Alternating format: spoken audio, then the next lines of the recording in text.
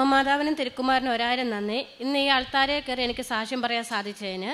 എൻ്റെ പേര് അശ്വതി. ഞാൻ കോട്ടയം ജില്ലയിലെ കുരുനാട് എന്ന സ്ഥലത്തു നിന്നാണ് വരുന്നത്. ഞാൻ 2023 ജനുവരി 15 തീയതിയാണ് ആദ്യമായി ഉടമ്പടി എടുത്തത്. അത് എൻ്റെ മകളുടെ ശ്വാസമുട്ടൽ കൊണ്ടായിരുന്നു ഞാൻ വന്ന് ഉടമ്പടി എടുക്കാൻ കാരണം. ഞാൻ ഒരു ബേക്കറിയിൽ പോകുന്നുണ്ടായിരുന്നു. അവിടെ പോയപ്പോൾ ഒരു ചേച്ചി പറഞ്ഞാണ് ഞാൻ കൃപാസനത്തിനെ കുറിച്ച് അറിഞ്ഞത്. ആദ്യമായിട്ട് ആ ചേച്ചിക്ക് വേണ്ടിയിട്ട് ഇവിടുന്ന് ഒരു ചേച്ചി കൊണ്ടുകൊടുത്ത ബൈബിളാണ് എനിക്ക് ആദ്യമായിട്ട് എൻ്റെ കൈ കിട്ടിയത്. പിന്നെ ഞാൻ ഉടമ്പടി എടുത്തിട്ട് വീട്ടിൽ ചെന്ന് കഴിഞ്ഞപ്പോൾ എൻ്റെ വീട്ടിൽ ആർക്കും ഒരു വിശ്വാസം ഇല്ലായിരുന്നു. യേശുവിനെ അറിയാം, മാതാവിനോട് ഒരു വിശ്വാസക്കുറവ്. ഞാൻ അന്ന് അവിടെ നിന്ന് പ്രാർത്ഥിച്ച്, അമ്മേ എൻ്റെ വീട്ടിലെ എല്ലാവരും മാതാവിലോട്ടൊരു വിശ്വാസത്തിൽ വരണമെന്ന് പ്രാർത്ഥിച്ച്. കാരണം ഉടമ്പടിയെക്കുറിച്ച് പറയാനും സാക്ഷ്യങ്ങൾ അങ്ങും ഷെയർ ചെയ്യാനും എല്ലാം വീട്ടിലെല്ലാവരും ഒന്നെങ്കിലും നമുക്ക് സാധിക്കത്തുള്ളൂ. അങ്ങനെ പ്രാർത്ഥിച്ച് ഇന്ന് എൻ്റെ വീട്ടിലെ എല്ലാവരും ഉടമ്പടിയിലാണ്. എൻ്റെ നാത്തൂന്മാരെല്ലാവരും ഉടമ്പടി എടുത്തിട്ടുണ്ട്. അപ്പോൾ ഞങ്ങൾക്ക് അങ്ങും വിളിച്ച് സാക്ഷ്യങ്ങൾ പറയാനും അതിൻ്റെ ഓരോ കാര്യങ്ങൾ പറഞ്ഞ് മനസ്സിലാക്കാനും സാധിച്ചിട്ടുണ്ട്. പിന്നെ എൻ്റെ ഹസ്ബൻഡിന് 2 വർഷമായിട്ട് ഹസ്ബൻഡിന് പൈൽസിൻ്റെ അസുഖമുണ്ട്. അപ്പോൾ അത് മരുന്നുകളൊന്നും കഴിച്ചിട്ടില്ല ഇന്ന് വരെ. അത് ബ്ലീഡിങ് ഉണ്ടാകുന്നുണ്ട്, ഭയങ്കര വേദനയായിരിക്കും, പണിക്ക് പോകാൻ പറ്റത്തില്ല, അങ്ങനത്തെ ഭയങ്കര ബുദ്ധിമുട്ടാണ്. അമ്മ മാതാവിൻ്റെ ഉടമ്പടി തൈലവും ഉപ്പും ഉപയോഗിച്ച് മാത്രമാണ് അത് കുറഞ്ഞത്. ഇപ്പോൾ അവർക്ക് പണിക്ക് പോകാൻ പറ്റുന്നുണ്ട്. ചിക്കൻ കൂട്ടുമ്പോഴോ കാപ്പി കുടിക്കുമ്പോഴോ എല്ലാം ഭയങ്കര ബുദ്ധിമുട്ടായിരുന്നു. ഇപ്പോൾ അതൊന്നും കഴിക്കുന്നത് ഒരു കുഴപ്പവുമില്ല, അവർക്കെല്ലാം കഴിക്കാൻ പറ്റുന്നുണ്ട്. അതിന് അമ്മ മാതാവിനും തിരുക്കുമാരനും ഒരായിരം നന്ദി പറയുന്നത്. പിന്നെ എൻ്റെ മകളുടെ കാലിൽ സൈക്കിളിൻ്റെ ചെയിൻ കൊണ്ടിട്ട് ഒരു മുറിവുണ്ടായിട്ടുണ്ട്. ആ മുറിവ് ചെറിയൊരു മുറിവായിരുന്നു. അപ്പോൾ ഇവർക്ക് ഇഞ്ചക്ഷൻ ഭയങ്കര പേടിയാണ്. ആശുപത്രി കൊണ്ട് കാണിച്ചപ്പം ഡോക്ടർ പറഞ്ഞ് ഇഞ്ചക്ഷൻ ഒന്നും എടുക്കേണ്ട. അവൾ അതുപോലെ പ്രാർത്ഥിച്ച് ഇഞ്ചക്ഷൻ എടുക്കാൻ ഇടവരുത്തരുതേ എന്ന് പ്രാർത്ഥിച്ച്. അങ്ങനെ ഇഞ്ചക്ഷൻ എടുക്കേണ്ട. ഡോക്ടർ പറഞ്ഞ് പഴുക്കത്തൊന്നുമില്ല, പൊക്കോളാൻ പറഞ്ഞ്. പക്ഷേ അതിനുശേഷം 1 മാസമായപ്പോൾ നോക്കുമ്പോൾ ഇത് വട്ടത്തിലായിട്ട് ഈ മുറിവ് വട്ടത്തിൽ വന്ന് എന്നിട്ട് അത് കൊമള് കുത്തി പഴുത്തിട്ട് പൊട്ടി വിണ്ടിരിക്കുക. ഇവളെന്നെ കാണിക്കുന്നില്ലായിരുന്നു ആദ്യം. പിന്നെ ഞാൻ നോക്കിയപ്പോൾ കണ്ടു കഴിഞ്ഞപ്പം എനിക്ക് മനസ്സിലായത് ശരിയായില്ലെന്ന്. അങ്ങനെ ഞാൻ മാതാവിൻ്റെ ഉപ്പും തൈലം തൂത്ത് പ്രാർത്ഥിച്ചെങ്കിലും ആദ്യം കുറഞ്ഞില്ല. അത് കഴിഞ്ഞപ്പോൾ ഞാൻ ഇവളോട് പറഞ്ഞ്, ദേവുട്ടി നീ ഒരു പണി ചെയ്യും, നീ എൻ്റെ കൂടെ നേരത്തെ എഴുന്നേറ്റ് പ്രാർത്ഥിച്ചുകൊണ്ടിരുന്ന ഇപ്പോൾ ഇവൾ ഉഴപ്പാൻ തുടങ്ങിയായിരുന്നു. നീ എല്ലാ ദിവസവും 5:30 എൻ്റെ കൂടെ എഴുന്നേറ്റ് പ്രാർത്ഥിക്ക്. അങ്ങനെ അമ്മയോട് മാപ്പ് പറഞ്ഞ് പ്രാർത്ഥിക്കാൻ നേക്കാൻ പറഞ്ഞ്. അങ്ങനെ അവൾ അന്ന് തൊട്ട് അമ്മയോട് പറഞ്ഞ്, അമ്മ ഞാൻ ചെയ്തതെല്ലാം എന്നോട് പൊറുക്ക്, ഞാൻ എല്ലാ ദിവസവും 5:30 എഴുന്നേറ്റ് ഡെയിലി ബ്രെഡ് കൂടിക്കോളാന്ന് പറഞ്ഞ്. പിറ്റേ ദിവസം രാവിലെ തൊട്ട് അവൾ 5:30 എഴുന്നേക്കാൻ തുടങ്ങി. അന്ന് തൊട്ട് അവളുടെ കാല് കരിയാൻ തുടങ്ങി. ഇന്ന് അത് പൂർണ്ണമായിട്ട് സൗഖ്യമായി. മാതാവിൻ്റെ ഉടമ്പടി തൈലവും ഉപ്പും ഉപയോഗിക്കാറുണ്ട്. വിശ്വാസ പ്രമാണം ചൊല്ലി തൈലം ഞാൻ കുരിശ് വരയ്ക്കാറുണ്ട്. ഉപ്പ് ഉപയോഗിച്ച് അത് കഴുകി കൊടുക്കാറുണ്ട്. അവൾ ഒരു ദിവസം എഴുന്നേക്കാൻ താമസിച്ച് എഴുന്നേറ്റില്ലെങ്കിൽ അവളെ തന്നെ സ്വപ്നം കാണിക്കും. ആ കാലിൻ്റെ അവിടെ പഴുത്ത് പൊട്ടി ഒഴുകുന്നത് അവളെ സ്വപ്നം കാണിക്കും. അങ്ങനെ അവൾ ചാടി എഴുന്നേക്കും. പിന്നെ ജപമാല എത്തിക്കായിരിക്കുമ്പോൾ ഇവൾ ഉറക്കം തൂങ്ങുമായിരുന്നു. ആ ഉറക്കം തൂങ്ങുമ്പോൾ ഇവളെ തട്ടും, അടി കൊടുത്ത് ഇവളെ എഴുന്നേൽപ്പിക്കുമായിരുന്നു. അമ്മമാതാവിനും തിരുക്കുമാരനും ഒരായിരം നന്ദി. പിന്നെ എൻ്റെ മകന് വീണിട്ട് കൈപ്പത്തിക്കാണ് പറ്റിയത്. അപ്പം ഞാൻ വീട്ടിലില്ലായിരുന്ന സമയത്തായിരുന്നു. എൻ്റെ നാത്തോന് എഴുന്നേറ്റ് നടക്കത്തില്ലാത്ത ആളാണ്. ഇവൻ പുറത്ത് കിടന്ന് കരഞ്ഞപ്പോൾ പറഞ്ഞ്, നീ എഴുന്നേറ്റ് വാ, ഇങ്ങോട്ട് വാ, ഞാൻ നോക്കട്ടെന്ന് പറഞ്ഞു. അപ്പം നാത്തൂൻ എന്നാ ചെയ്ത് തൈലം ഉപയോഗിച്ച് മാതാവിൻ്റെ വിശ്വാസപ്രമാണം ചൊല്ലി ഇവൻ്റെ കൈപ്പത്തിക്ക് കൈപ്പത്തി അവന് നിവർത്താൻ പറ്റുന്നില്ല. ആ തൂത്ത് കഴിഞ്ഞതിന് മാത്രമേ തന്നെ അവൻ്റെ കയ്യൻ എന്തോ ഇറങ്ങിപ്പോകുന്ന പോലെ തോന്നിയെന്നാണ് പറഞ്ഞത്. അതിനുശേഷം അവന് കൈ അനക്കാനും പറ്റി, ഒരു കുഴപ്പമില്ലായിരുന്നു. പിന്നെ എനിക്ക് ഉടമ്പടി ആരാധന വഴി 2 സൗഖ്യങ്ങളാണ് കിട്ടിയത്. എൻ്റെ കാലിൻ്റെ ഉപ്പൂറ്റിക്കകത്ത് ഒരു മുഴ പോലത്തെ ഒരു സംഭവം ഉണ്ടായിരുന്നു. അപ്പം ഞാൻ ഈ ബേക്കറി പോകുമ്പോൾ ഇന്ന് കണ്ടിന്യൂസാണ് നിൽക്കുന്നതുകൊണ്ടാണെന്ന് എനിക്കറിയാം. അങ്ങനെ എനിക്ക് നടക്കാനൊന്നും പറ്റത്തില്ല. അടുക്കള പണി ചെയ്യാൻ 10 മിനിറ്റ് ചെയ്ത് കഴിഞ്ഞാൽ പിന്നെ ഞാൻ പോയിരിക്കണം. അങ്ങനെ ആയിട്ട് ഞാൻ ഒരു ദിവസം അച്ഛൻ്റെ ആരാധനയിൽ അച്ഛൻ പറഞ്ഞ് കാലിൻ്റെ അടി നീരുള്ളവർക്ക് സൗഖ്യം കൊടുക്കണം എന്ന് പറഞ്ഞ് ഞാൻ ഈ ആരാധന കൂടി. പക്ഷേ എൻ്റെ വിശ്വാസം നീരല്ലല്ലോ എൻ്റെ കാലിൻ്റെ അടി. ഞാൻ പ്രാർത്ഥിച്ച്, അമ്മ ഇത് ആർക്കായാലും നീ സൗഖ്യം കൊടുക്കണം, എൻ്റെ അല്ലെന്നാണ് ഞാൻ വിചാരിച്ചത്. അപ്പം എന്നോട് നാത്തൂൻ ചോദിച്ചു, നീ ഇത് കൂടിയോ? ഞാൻ പറഞ്ഞു ഞാൻ കൂടി. നാത്തൂൻ കൂടി. ഇപ്പം നാത്തൂൻ എനിക്ക് വേണ്ടി പ്രാർത്ഥിച്ചായിരുന്നു. അന്നേരം ഞാൻ പറഞ്ഞു, ഇന്ന പോലെ കാലിൻ്റെ അടി നീരല്ലല്ലോ എനിക്കുള്ളതെന്ന്. അന്നേരം പറഞ്ഞ്, നീരെന്ന് പറഞ്ഞാലും ആ മുഴ തന്നെ അച്ഛൻ ഉദ്ദേശിച്ചത്, നീ അത് പ്രാർത്ഥിച്ചോളാൻ പറഞ്ഞ്. അങ്ങനെ ഇന്ന് എനിക്ക് എത്ര സമയം വേണേലും അടുക്കളയിൽ നിന്ന് പണിയെടുക്കാം, എനിക്കൊരു കുഴപ്പമില്ല. അത് മാറിക്കിട്ടി. ഞാൻ തൈലവും ഉപ്പും കാലെ പെട്ടുന്നുണ്ടായിരുന്നു. പിന്നെ എൻ്റെ വയറ് എനിക്ക് ഒരു പണി ചെയ്യാൻ പറ്റില്ല, പെട്ടെന്ന് വീർത്ത് വരും. എന്നിട്ട് രാത്രിയൊക്കെ ആകുമ്പോൾ നമുക്ക് കിടക്കാൻ പറ്റത്തില്ല, ശ്വാസം വിടാൻ പറ്റത്തില്ല, വീർത്ത് ഗർഭിണികളുടെ വയറ് പോലെ ഇങ്ങനെ ഇരിക്കുമായിരുന്നു. അതും ഇതുപോലെ ആരാധനയിൽ അച്ഛൻ പ്രാർത്ഥിച്ച് ഉദരസംബന്ധമായ രോഗങ്ങൾക്ക് വേണ്ടി പ്രാർത്ഥിക്കാൻ പറഞ്ഞപ്പോൾ ഞാൻ അങ്ങനെ കൈവച്ചു പ്രാർത്ഥിച്ചതിൻ്റെ ഫലമായിട്ട് അതും എനിക്ക് മാറിക്കിട്ടി. ഇപ്പോൾ ഒരു കുഴപ്പവും ഇല്ല. പിന്നെ എനിക്കിവിടെ 2024 ജപമാല റാലിയിൽ വരാനായിട്ട്, അത് ഞങ്ങൾ അവിടെ നിന്ന് 3-4 പേര് കൂടി വണ്ടി വിളിച്ച് വരാൻ തീരുമാനിച്ച് വണ്ടിയെല്ലാം ബുക്ക് ചെയ്ത് കഴിഞ്ഞപ്പം അവർ പറഞ്ഞ് ഞങ്ങൾ വരുന്നില്ല, അത്രയും ദൂരം നടക്കാൻ അവർക്ക് സാധിക്കത്തില്ല. ഞാൻ പറഞ്ഞു അമ്മയോട് പ്രാർത്ഥിച്ചല്ലേ നമ്മൾ നടക്കുന്നത്, അതുകൊണ്ട് ക്ഷീണം ഒന്നും ഉണ്ടാകുമല്ലോ പോരാൻ പറഞ്ഞിട്ടും അവർ പുറകോട്ട് മാറി. ഞാൻ അന്നേരം ഹസ്ബൻഡിനോട് പറഞ്ഞപ്പോൾ അവർ പറഞ്ഞു ശരി ഞാൻ വരാം, നിൻ്റെ അടുത്ത് ഞാൻ വരാം, നമുക്ക് പോകാമെന്ന് പറഞ്ഞ് അന്ന് ഞങ്ങൾ രണ്ടും വന്ന് ജപമാല റാലിയിൽ പങ്കെടുക്കാനുള്ള ഭാഗ്യം കിട്ടി. പക്ഷേ അത് കഴിഞ്ഞപ്പോൾ എനിക്ക് മനസ്സിലായ എനിക്ക് എൻ്റെ ഹസ്ബൻഡിനെയും കൂടി കൂട്ടിക്കൊണ്ട് വരാനായിട്ട് മാതാവ് അവരെ മാറ്റിയതാണെന്നുള്ളത് മനസ്സിലായി. അത് കഴിഞ്ഞ് അവരും വന്ന് ജപമാല റാലിയിൽ പങ്കെടുക്കാനുള്ള ഭാഗ്യം കിട്ടി.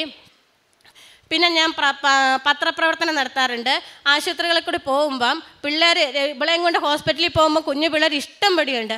അപ്പോൾ അവരുടെ അടുത്ത് പോയിട്ട് തൈലം ഉപയോഗിച്ച് പ്രാർത്ഥിച്ച് കൊടുക്കാറുണ്ട്. പത്രം കൊടുത്ത് കാര്യങ്ങൾ പറയും. എൻ്റെ മകളും പറഞ്ഞു കൊടുക്കുക, അവൾക്ക് കിട്ടിയ സൗഖ്യങ്ങൾ പറഞ്ഞു കൊടുക്കാറുണ്ട്. പിന്നെ ചോറ് കൊണ്ടുപോയി ഞാൻ കൊടുക്കുന്ന കോട്ടയം റെയിൽവേ സ്റ്റേഷൻ്റെ അടുത്താണ്. കാരണം അവിടെ ഒരു നിവൃത്തിയില്ലാതെ ഇരിക്കുന്ന ആൾക്കാരായിരിക്കും, അവർക്ക് ഞാൻ കൊടുക്കാറുണ്ട്. പിന്നെ പത്രം കൊടുക്കുമ്പം ചിലപ്പോൾ ബസ്സിലൊക്കെ പോകുമ്പോൾ ആൾക്കാർ ഞാൻ അവരോട് വർത്താനം പറയുന്ന കൊടുത്ത് ചോദിക്കും. അന്നേരം അവർ ആദ്യം എന്നോട് പറയും ഞങ്ങൾ കൃപാസനത്തിൽ പ്രാർത്ഥന കേൾക്കാറുണ്ട്, സബ്സ്ക്രൈബ് ചെയ്തിട്ടുണ്ടെന്ന്. അന്നേരം ഞാൻ അതിനെക്കുറിച്ച് കൂടുതലായിട്ട് പറയാൻ തുടങ്ങി. ലാസ്റ്റ് സ്റ്റേജിൽ അവർ പറയും ഇല്ല ഞാനത് കൂടാറില്ല, ഒന്നും ചെയ്യാറില്ല. ചിലപ്പോൾ ഞാൻ ഇറങ്ങുന്ന സ്റ്റോപ്പിൻ്റെ തൊട്ട് മുമ്പ് അവരെന്നോട് പറഞ്ഞു ഇതൊന്ന് സബ്സ്ക്രൈബ് ചെയ്ത് തരാമോന്ന്. അത് സബ്സ്ക്രൈബ് ചെയ്ത് കൊടുക്കാനുള്ള ഭാഗ്യവും മാതാവ് എനിക്ക് തന്നിട്ടുണ്ട്. അങ്ങനെ 1000 അനുഗ്രഹം തന്നിട്ടുണ്ട് മാതാവ് എനിക്ക്. പിന്നെ എൻ്റെ മോളെ അച്ഛൻ്റെ ബ്ലെസ്സിങ് വാങ്ങിക്കാൻ ഞാൻ ഇവിടെ വന്നു കഴിഞ്ഞപ്പം ഞാൻ മാതാവിനോട് പ്രാർത്ഥിച്ച അമ്മേ ഇത് എനിക്ക് കിട്ടാൻ ഒരു യോഗ്യതയില്ല, പക്ഷേ എനിക്ക് അച്ഛൻ്റെ ബ്ലെസ്സിങ് ഒന്ന് കിട്ടുമായിരുന്നെങ്കിൽ ഭയങ്കര ആഗ്രഹമായിരുന്നു. അന്നേരം പ്രാർത്ഥിച്ച് ഞാനിവിടെ വന്നിന്ന്. അപ്പോൾ ആ ചേച്ചി പറഞ്ഞു മോളുടെ കുത്തി ചേച്ചിയും കൂടെ മുട്ട് കുത്തിക്കോളാൻ പറഞ്ഞ് ഞാൻ വന്ന് മുട്ട് കുത്തി. ഫസ്റ്റ് അച്ഛൻ ബ്ലെസ് ചെയ്ത് എന്നെ ബ്ലെസ് ചെയ്തതിന് ശേഷമാണ് എൻ്റെ മോളെ അച്ഛൻ ബ്ലെസ് ചെയ്തത്. അമ്മ മാതാവിന് 1000 നന്ദി. എനിക്ക് ഒത്തിരി സന്തോഷമായി, കാരണം മാതാവ് എൻ്റെ പ്രാർത്ഥന കേൾക്കുന്നുണ്ടല്ലോ. പിന്നെ എനിക്ക് ഇത്രയും നേരം ഭയങ്കര ചുമയായിരുന്നു, മൂക്കടഞ്ഞിട്ട് എനിക്ക് പറ്റുന്നില്ലായിരുന്നു. ഞാൻ അമ്മയോട് പറഞ്ഞ് ഇന്ന് ഇവിടെ അൾത്താരെ കയറി സാക്ഷ്യം പറയാനുള്ളത്. അമ്മ ഞാൻ ഇവിടെ കയറി നിൽക്കുമ്പോൾ എനിക്ക് യാതൊരു ബുദ്ധിമുട്ടുകളും ഉണ്ടാകരുത്, എനിക്ക് സാക്ഷ്യം പറയാനുള്ള കൃപ തരണേന്ന് പറഞ്ഞ് പ്രാർത്ഥിച്ച് ഇപ്പം എനിക്ക് ചുമയും ഇല്ല, എൻ്റെ മൂക്കടപ്പ് പൂർണ്ണമായിട്ടും മാറി, എനിക്ക് ഒരു കുഴപ്പവും ഇല്ല. അമ്മ മാതാവിനും തിരുക്കുമാരന് 1000 നന്ദി. സങ്കീർത്തനങ്ങൾ 63, 7, 8 തിരുവചനങ്ങൾ. അവിടുന്ന് എൻ്റെ സഹായമാണ്, അങ്ങയുടെ ചിറകിന് കീഴിൽ ഞാൻ ആനന്ദിക്കും. എൻ്റെ ആത്മാവ് അങ്ങയോട് ഒട്ടിച്ചേർന്നിരിക്കുന്നു, അങ്ങയുടെ വലതുകരം എന്നെ താങ്ങി നിർത്തുന്നു. അശ്വതി ജയകൃഷ്ണൻ എന്ന ഈ സഹോദരി തൻ്റെ ഉടമ്പടി ജീവിതത്തിലേക്ക് വന്നതിന് ശേഷം കുടുംബത്തിലും ജീവിതത്തിൽ വന്ന ദൈവാനുഭവങ്ങളെയും മാറ്റങ്ങളെയുമാണ് അമ്മ മാതാവിൻ്റെ ഈ തിരുനടയിൽ സാക്ഷ്യപ്പെടുത്തിയത്. ചേച്ചി ഈ സാക്ഷ്യകൂടാരത്തിൽ പറയുമ്പോൾ നിർത്താതെ ഇങ്ങനെ വീസിങ് ശ്വാസം വലിക്കുകയും മൂക്കടപ്പിൻ്റെ വിഷയങ്ങളുമായിട്ട് നിൽക്കുകയായിരുന്നു. വെറുതെ ഇരുന്ന് ഞാൻ അപ്പോഴാണ് ആ മാസ്ക് എടുത്ത് വെച്ചത്. കാരണം വല്ല അസുഖവും വരാതിരിക്കാൻ വേണ്ടി ചേച്ചി അത്രയ്ക്ക് അവിടെ കിടന്ന് ബുദ്ധിമുട്ടുന്നുണ്ടായിരുന്നു. ചേച്ചി ഇപ്പോൾ പറഞ്ഞത് അക്ഷരാർത്ഥത്തിൽ ശരിയാണ്. ഇവിടെ യാതൊരു പ്രശ്നവുമില്ലാതെ ഏതാണ്ട് ഒരു 10 മിനിറ്റ് പോലും ആയില്ല ചേച്ചി ഇവിടെ നിന്ന് ഈ സാക്ഷ്യം പറയുമ്പോൾ ഇത്ര കണ്ട് പറയുമെന്ന് ഞാൻ കരുതിയതുമല്ല. കാരണം അവിടെ അത്രയേറെ ബുദ്ധിമുട്ടിയാണ് സംസാരിച്ചുകൊണ്ടിരുന്നത്. അമ്മ മാതാവ് കൂടെ നിന്ന് പറയുന്നത് പോലെ കേട്ട് ജീവിതങ്ങളെ തൊട്ട് അനുഗ്രഹിച്ച് കൂടെ നടക്കുന്നത് നാം അനുഭവിക്കുകയാണ് ഓരോ സാക്ഷ്യത്തിനും. സഹോദരി പറഞ്ഞു ഇവിടെ ആദ്യത്തെ സാക്ഷ്യവും അതുതന്നെയാണ്.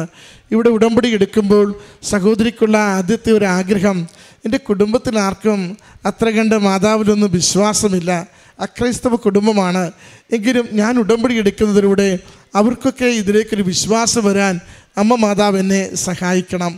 ഇന്ന് സഹോദരി സാക്ഷ്യപ്പെടുത്തുമ്പോൾ പറയുന്നുണ്ട് കുടുംബത്തിലെല്ലാവരും സഹോദരിമാർ, നാത്തുമാർ അവരെല്ലാവരും ഉടമ്പടി എടുത്തവരാണ്.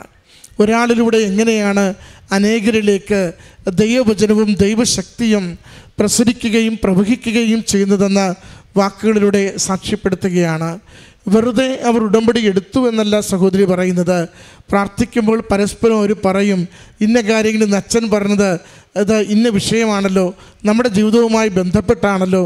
സാക്ഷ്യങ്ങൾ കേൾക്കുമ്പോൾ പരസ്പരം അവരെ ഫോൺ വിളിച്ച് പറയും ഇന്ന കാര്യം ഇന്ന വിഷയത്തെക്കുറിച്ച് നമ്മുടെ ജീവിതത്തിൽ ഇതിങ്ങനെ ഉണ്ടായിരുന്നല്ലോ എന്ന്.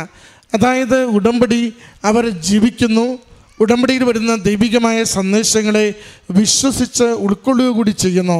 സഹോദരിക്കുണ്ടായ ഉപ്പൂറ്റിയുടെ രോഗസൗഖ്യത്തെ അങ്ങനെ തന്നെയാണ് സാക്ഷ്യപ്പെടുത്തുന്നത്.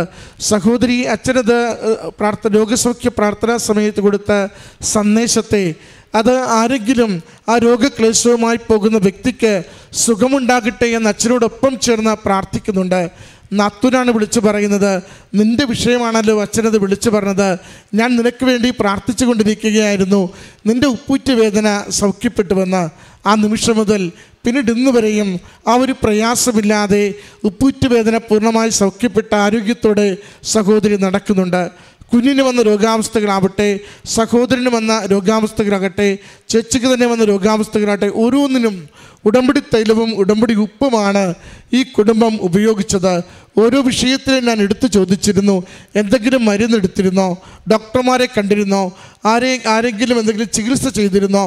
ഓരോ വിഷയത്തിലും സഹോദരി പറഞ്ഞു, എൻ്റെ ഏറ്റവും വലിയ ഔഷധം, മരുന്ന് അതെൻ്റെ അമ്മ മാതാവിൻ്റെ നേർച്ച വസ്തുക്കളാണ്. എൻ്റെ അമ്മ മാതാവിൻ്റെ നേർച്ച വസ്തുക്കളിലൂടെ ഞാൻ വിശ്വസിച്ച് വിശ്വാസപ്രമാണം ചൊല്ലി കുരിശടയാളം വരച്ച് അത് ഓരോ നിയോഗത്തിനും ഞാൻ ഉപയോഗിക്കുമ്പോൾ അതെനിക്ക് സൗഖ്യവും സമാശ്വാസവും കൊണ്ടുവന്ന് തരികയാണ്.